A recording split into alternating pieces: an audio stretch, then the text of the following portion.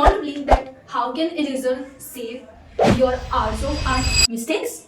Yes, you can. Right. Hey guys, I'm Aisha and I'm here with you a new video. The video is about unboxing and art supplies. Yes, today I'm unboxing an art supply, the most hyped eraser ever online. मुझे भी खुद eraser का बहुत time से इंतजार था. Finally hours of days, hours of months के बाद फाइनली इतना वेट करने के बाद I got my eraser. Yes, today we are unboxing. वैसे खैर इसकी अनबॉक्सिंग तो ऑलरेडी हो चुकी है, ठीक है. बस मैं आपके साथ इसका रिव्यू सेक्शन एक करना चाहूंगी इस ब्लॉग में. इसके प्रोज, इसके कॉन्स क्या हैं, क्या ये इरेजर आपके आर्ट सप्लाईज में इंक्लूड होनी चाहिए या नहीं, क्या ये इतनी यूजफुल है कि एक बिगनर को इसको परचेज करना चाहिए या नहीं. Come on, let's start the video. So this is the eraser that we are going to unboxing now.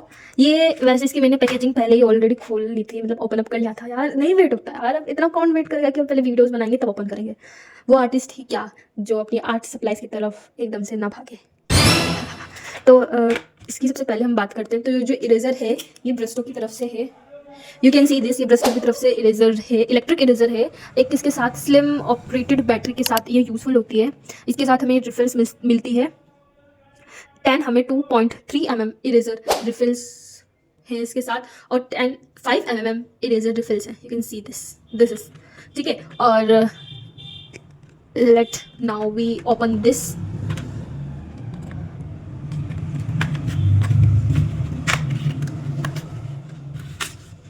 Yes, the file वैसे मैंने ये यूज़ कर ली है क्योंकि मुझे ऑफकोर्स आप सबको रिव्यू भी देना था.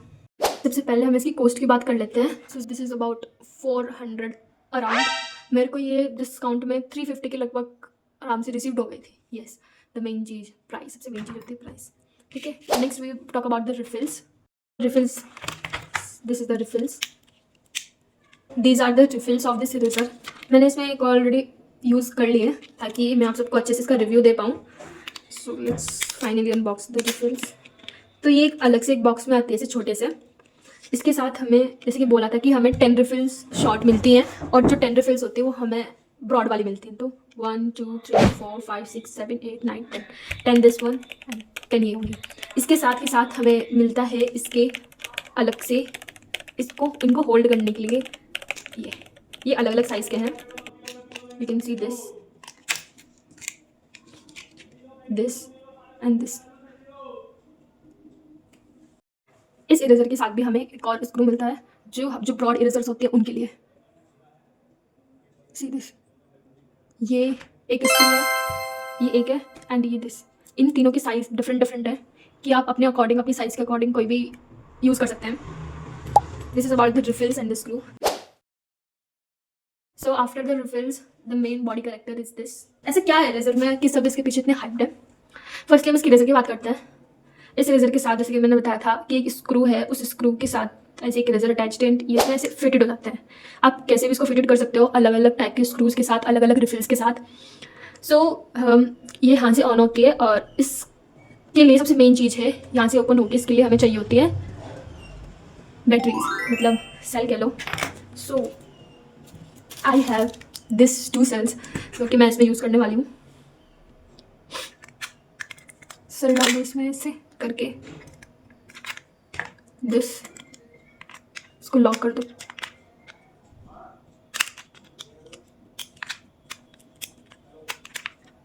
थोड़ा टाइटली आपको प्रेस करना होगा इसको लॉक करने के लिए, कि इतनी आराम से लॉक नहीं होती है. हो गया लॉक. अब देखो, यू कैन सी दिस, ये घूम रही है. See this. तो इस बैटरी की हेल्प से हम इसको रोटेट करवा सकते हैं. इसकी प्रोज की बात कर रहे थे, इसके एडवांटेजेस. सबसे पहला एडवांटेजेस मुझे ये लगा कि 400 या फिर डिस्काउंट में हमें 350 तक की मिल जाती है.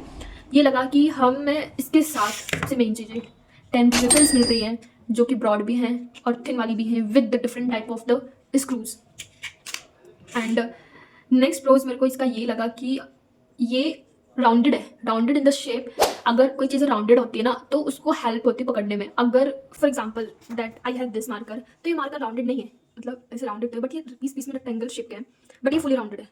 सो इसको ईजिली कैरी करना ज़्यादा प्रेफरेबल होगा एज़ कम्पेयर टू दिस, क्योंकि ऐसे घूम जाता है। प्राइस रेंज जो कि है इसकी बिगनर्स के लिए थोड़ी स्लाइटली हम कह सकते हैं कि महंगी है। ऑफकोर्स कि 400 रुपीज़ में आप एक इरेज़र परचेज कर रहे हो एज़ कम्पेयर टू कि हमारी जो ये 2 रुपये वाली इरेज़र आते हैं इनके कंपैरिजन में 5 रुपये की। मेरे हिसाब से इसके 2 ही पॉइंट्स निकलते हैं, रिफिल्स अच्छी हैं, नेक्स्ट इसकी स्क्रू भी ठीक है, और ये जो इसकी शेप है वो प्रॉपर यूज़ के लिए है। नेक्स्ट ये इसकी कंपनी अच्छी है, ब्रिस्टो ऑफ कोर्स इतना आर्टिस्ट जो आर्ट सप्लाईज होते हैं, द मोस्ट ट्रस्टेड ब्रांड अब तक के लिए। Now next we talked about the cons.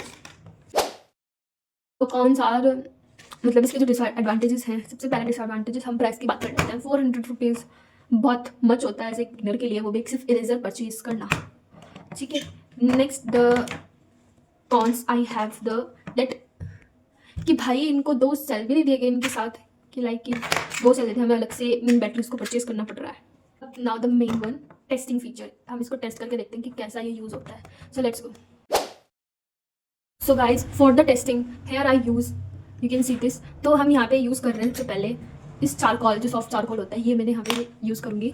Next 10B की मेरे पास ये पेंसिल थी फैबर कैस्टल की, वो मैं इस बीच वाले के लिए यूज़ करूँगी। एंड नेक्स्ट जो मेरे पास 2 रुपये जो पेंसिल्स होती है लाइक फॉर मी इस अप्सरा, तो यहाँ पे तो मैंने ये तीनों पेंसिल्स हैं वो यहाँ पे हम इनके ऊपर यूज़ करने वाले हैं। लेट्स सी कि कैसा यूज़ होता है ये।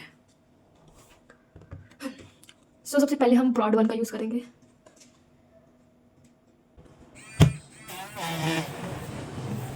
You can see this. Next on the faber-castell pencil, and next on graphite. You can see this कि जो सॉफ्ट हमारे हमने चाकू यूज़ किया था अभी थोड़ा थोड़ा है, और अगर हम इसको और दोबारा यूज़ करते हैं इसके ऊपर तो शायद पेपर भी फेड आउट हो सकता है अगर पेपर अच्छी क्वालिटी का ना हो तो। और जो हमारे ये 2 रुपये की पेंसिल थी अप्सरा वाली, तो उससे तो ऑलरेडी पूरा मिट चुका है। This is one for the broad one, क्योंकि ये ब्रॉड थी। Now we tried out with the thick one, कि जो हमारी थिन है सो इनमें कैसा का यूज़ करना है। तो इसके लिए ये ले लेते हैं, एक ले लिया स्क्रू, और इसको हमने इसके साथ अटैच कर दिया like this. Now we just put it inside, okay. Now here we go, see this. ये थिन के साथ था। हम इसके शेप को, इरेजर की शेप को चेंज भी कर सकते हैं bye rubbing on the sand paper, और जिसको आपको इतना थिन करना है उतना थिन भी कर सकते हैं। Wait let me show you also this.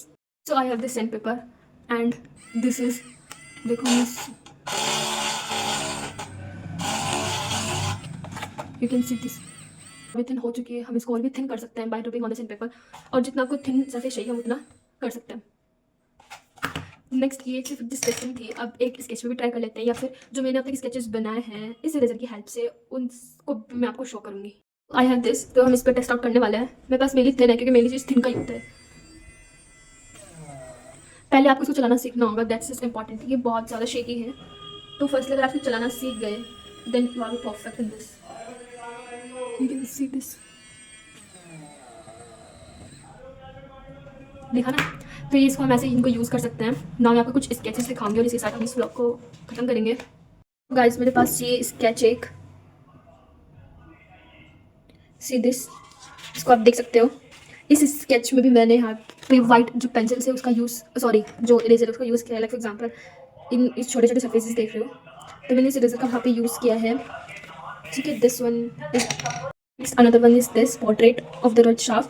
इसमें भी मैंने यहाँ पे इस पेंसिल का यूज़ किया है in the small spaces like this outlines, okay. And next this, तो हम इनसे ये छोटे छोटे डिटेलिंग से इरेजर की हम वो ट्राई आउट कर सकते हैं। सो गाइस जितना हो सकता था मैंने आपको इस इरेजर के बारे में बता दिया, जितनी नॉलेज मेरे पास थी regarding this eraser. And now this is up to you कि आपको ये परचेज करना चाहिए या नहीं। मेरा मानना ये है कि पहले अपने स्किल्स को अपग्रेड करो, उन स्किल्स से आप पहले मनी अर्न करो, देन फिर जितना हो सके उतना अपने आर्ट सप्लाइज पर स्पेंड करो। ये नहीं कि तुम्हें सिर्फ 2 महीने हो गए करते हुए स्केचिंग और तुमने कहीं भी ऑनलाइन देख लिया, सिर्फ मेरा ही ये ब्लॉग देख लिया, तुम इसको परचेज करने के रिगार्डिंग पैसे वेस्ट करोगे, because first your skills matters. पहले भी मैं 1-2 साल मैंने वेट किया इस इरेजर को लेने के लिए, पहले से इसमें अपग्रेड करा, फिर देन मुझे लगा कि हाँ that I really need it so that I can. That's all for this vlog of this unboxing video and the review of this eraser. मिलते हैं आपको नेक्स्ट व्लॉग में, and don't forget to like share subscribe my channel, and please do in comment कि आपको इसके reviews कैसे लगे जो मैंने प्रोवाइड किए हैं। क्या आपको लगता है कि आपके आर्ट सप्लाइज में ये इरेजर इंक्लूडेड होनी चाहिए या नहीं? कोई भी इस इरेजर के रिगार्डिंग कोई क्वेश्चन हो या कोई क्वेरी हो then the comment box is open for you. Okay, तो मिलते हैं नेक्स्ट वीडियो में। Bye bye guys, thanks for watching the video.